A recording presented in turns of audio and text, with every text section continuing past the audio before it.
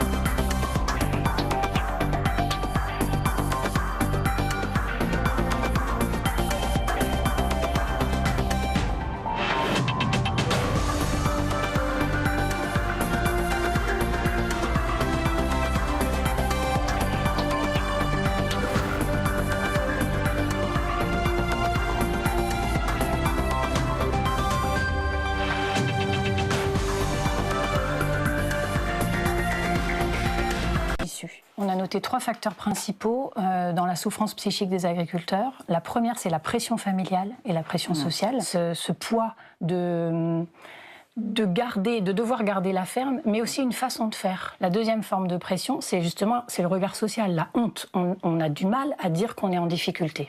La troisième forme de pression, c'est la surcharge de travail, avec l'épuisement.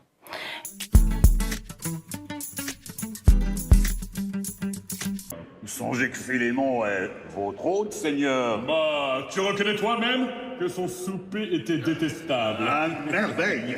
Et je comprends qu'après avoir châtié des coupables, il vous soit doux de faire des heureuses. Regarde, Vulcain.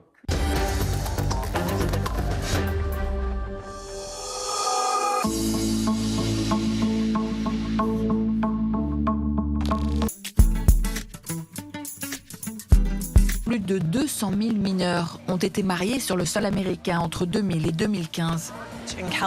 En Californie, il n'existe pas de loi interdisant le mariage d'enfants. Des études montrent qu'aujourd'hui, aux États-Unis, des enfants de 8 ans se marient. Kristen Zaleski est psychologue et professeure de sciences sociales. Est-ce qu'un adolescent peut vraiment comprendre les conséquences légales d'un engagement comme le mariage ? Je ne peux pas protéger l'enfant. Je trouve ça vraiment inquiétant en tant qu'assistante sociale. À San Francisco, un sénateur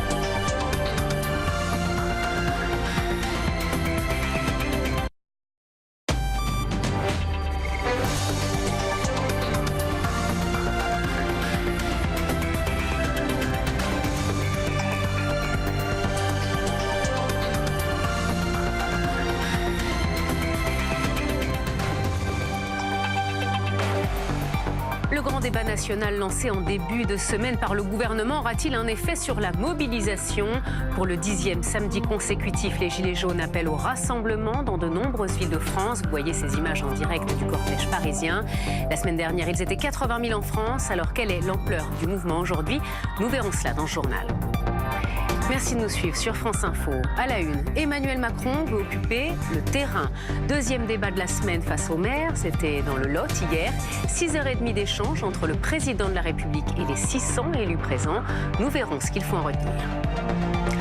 Nous parlerons aussi de ce sujet qui a émergé des rassemblements des Gilets jaunes. Depuis plusieurs semaines, les blessés sont nombreux et la question de l'usage des lanceurs de balles de défense se pose. Quelles sont les conditions d'utilisation? Quelles sont les alternatives? Nous ferons le point avec Aurélie Schiller en plateau. Et puis au Mexique, au moins 21 personnes ont été tuées, 71 blessées dans l'incendie d'un oléoduc qui présentait une fuite. Cela s'est produit dans le centre du pays, à 100 km au nord de Mexico. L'incendie est désormais maîtrisé, mais les hôpitaux sont débordés par l'afflux de patients suite à l'accident. L'actualité ce samedi, c'est le rassemblement. Réaliser le train aussi, pourquoi pas des tapis volants pendant qu'ils y sont.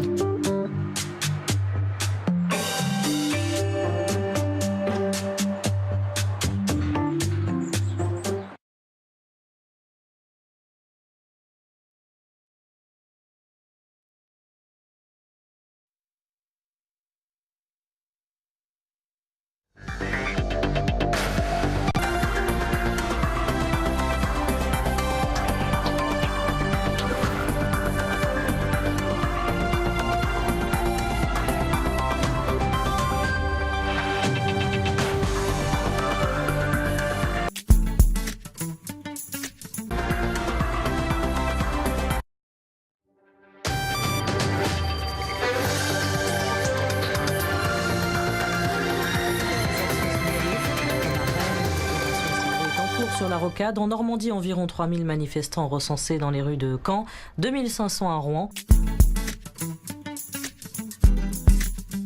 Monaco, Strasbourg, Reims, Nice. Bonne journée à vous sur France Info. Prochain point sur l'actualité dans 7 minutes avec Julie Smul.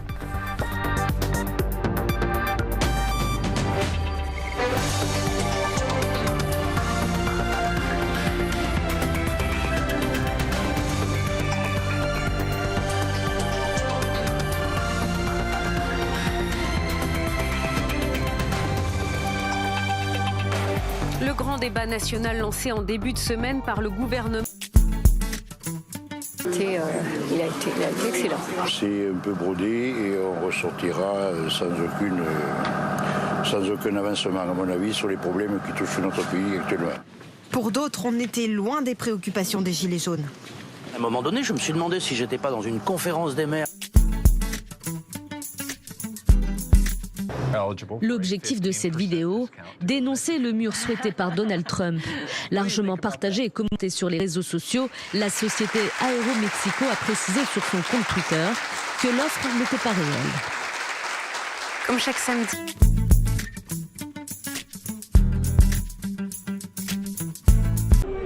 C'est la fin de ce journal. Restez sur France Info. Tout de suite, l'essentiel de l'actualité à la Maison de la Radio, c'est avec Yasmina, Adila.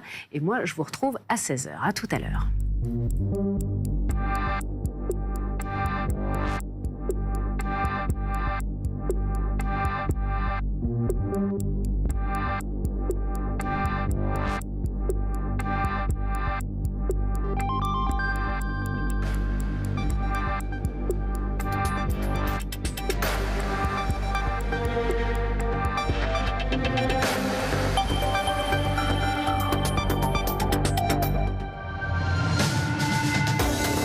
Samedi de mobilisation des Gilets jaunes.